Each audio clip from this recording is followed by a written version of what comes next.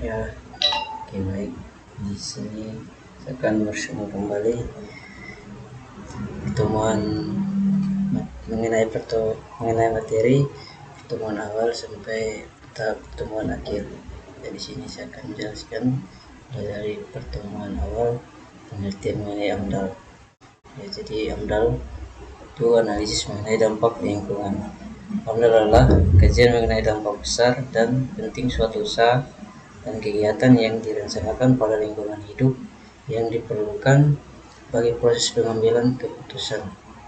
Yang berikut ada AMDAL merupakan salah satu alat bagi pengambilan keputusan untuk mempertimbangkan akibat yang mungkin ditimbulkan oleh suatu rencana usaha dan atau kegiatan terhadap lingkungan hidup guna mempersiapkan langkah untuk menanggulangi dampak negatif dan mengembangkan dampak positif. Jadi AMDAL itu untuk menanggulangi dampak negatif agar dapat mengembangkan dampak positif. Yang berikut ada pengertian dampak lingkungan. Pertama, dampak diartikan sebagai perbedaan antara keadaan lingkungan yang diperkirakan akan ada dengan adanya proyek atau kegiatan. Jadi dampak itu yang diperkirakan akan adanya proyek atau kegiatan. Yang berikut ada dampak bersifat positif atau negatif.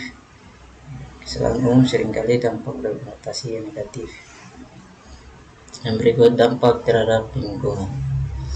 Dampak lingkungan terhadap fisik dan sosial. Ya, terhadap fisik yaitu terhadap kita saksikan secara langsung, secara mata atau secara nyata.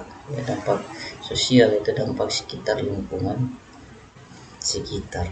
Ada bentuk proyek atau usaha kegiatan yang menimbulkan dampak fisik dan non-fisik. Berikut ada terjadinya dampak sebelum adanya kegiatan fisik dan setelah kegiatan berakhir. Jadi dampak itu terjadi sebelum adanya kegiatan fisik atau setelah kegiatan berakhir. AMDAL dilakukan apabila kegiatan belum berjalan, AMDAL tidak efektif untuk kegiatan yang telah berjalan. Jadi AMDAL itu tidak akan efektif untuk kegiatan yang telah berjalan. Yang berikut ada mengukur dan memperkirakan dampak adanya kegiatan yang jelas dan adanya garis dasar kondisi ramah lingkungan. Jadi untuk mengukur dan memperkirakan dampak itu akan adanya kegiatan yang jelas dan adanya garis dasar kondisi atau ramah lingkungan awal.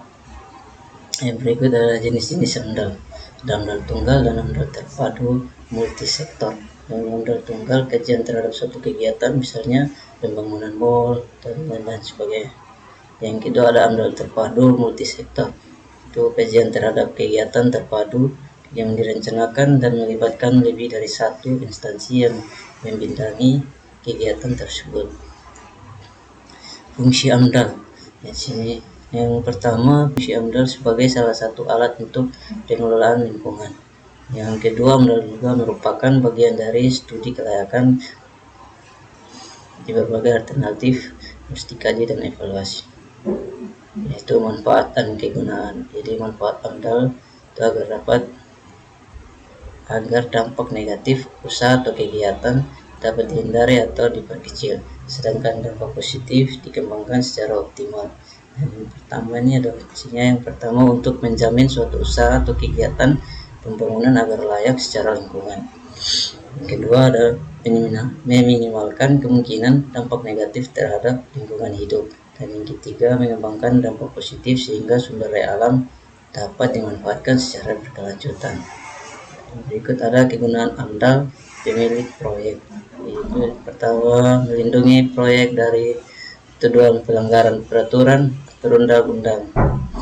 Melindungi proyek dari tuduhan pelanggaran suatu dampak negatif sumber informasi kondisi lingkungan sekitar sebagai bahan untuk analisis pengelolaan proyek. Kegunaan AMDAL bagi masyarakat. Yang pertama, mengetahui rencana pembangunan di daerahnya. Yang kedua, mengetahui perubahan yang akan terjadi. Yang ketiga, memahami proyek dengan jelas. Terus mempersiapkan diri untuk dapat berpartisipasi dalam proyek pembangunan. Yang berikut, mengetahui hak dan kewajiban dalam hubungannya dengan proyek dan dalam pengelolaan lingkungan secara umum. Oke, ada di sini ada green growth atau pertumbuhan ekonomi hijau. Pertumbuhan ekonomi yang kuat namun juga ramah lingkungan serta inklusif secara sosial. Perbedaan dengan model membangun konvensional yang mengandalkan praktik yang tidak berkelanjutan seperti pengurusan dan penghancuran sumber daya alam. Pertumbuhan hijau merupakan suatu gerakan terkoordinir yang terdiri dari pertumbuhan ekonomi, berkelanjutan lingkungan, penurunan tingkat kemiskinan dan keterlibatan sosial yang didorong oleh pengembangan dan pemanfaatan sumber daya global. Berikut ada Permen LH nomor 5 tahun 2012, usaha atau kegiatan yang kemungkinan dapat menimbulkan dampak besar dan penting terhadap lingkungan hidup meliputi yang pertama, mengubah bentuk lahan dan bentang alam. Kedua, eksploitasi sumber daya alam yang terbaharui maupun yang tak terbaharui.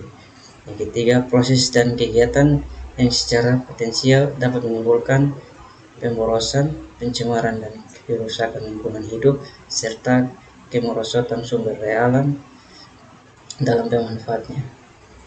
Yang keempat, proses dan kegiatan yang dihasilkan dapat mempengaruhi lingkungan alam, lingkungan buatan, serta lingkungan sosial dan budaya. Proses dan kegiatan yang menghasilkan akan dapat mempengaruhi pelestarian kawasan, konservasi sumber daya alam, perlindungan cagar budaya. Introduksi jenis tumbuh-tumbuhan, jenis hewan, dan jenis jasa training. Yang ketujuh, pembuatan dan penggunaan bahan hayati dan non-hayati. Yang kedelapan, kegiatan mempunyai risiko tinggi dan atau mempengaruhi pertahanan negara. Ada juga pembangunan berkelanjutan. Adapun penyebab terjadinya kerusakan pencemaran lingkungan menurut Jeffers dan J.M. Johnston. Yang pertama, kegiatan-kegiatan industri dalam bentuk limbah zat-zat buangnya dan yang berbahaya seperti logam berat, zat radioaktif dan lain-lain. Yang kedua, pertambangan berupa terjadinya perusahaan instalasi kebocoran, pencemaran buangan, penambangan, pencemaran udara dan kerusakan lahan bekas pertambangan.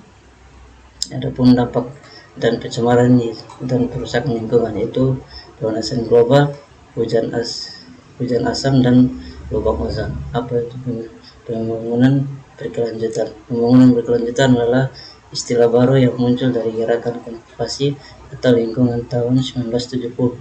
Sedangkan konservasi lingkungan mengajukan pelestarian menurut sumber daya bumi. Pembangunan berkelanjutan mencakup pertanyaan bagaimana keputusan manusia mempengaruhi lingkungan bangunan. Ada juga etika lingkungan. Yang pertama, antroposentris adalah teori etika lingkungan yang memandang manusia sebagai pusat dari sistem alam semesta. Manusia dan kepentingan dianggap yang paling menentukan adalah dalam tantangan ekosistem dan dalam kebijakan yang diambil dalam kaitannya dengan alam, baik secara langsung atau tidak langsung. Nilai tertinggi manusia dan kepentingannya, segala sesuatu yang ada di dalam semesta ini hanya akan mendapat nilai atau perhatian sejauh yang dan demi kepentingan manusia. Allah bagi alat bagi pencapaian tujuan manusia. Etika hanya berlaku pada manusia. Etika bersifat yang pertama instrumentalistik, yang kedua egoistik. Sekian dari saya, terima kasih.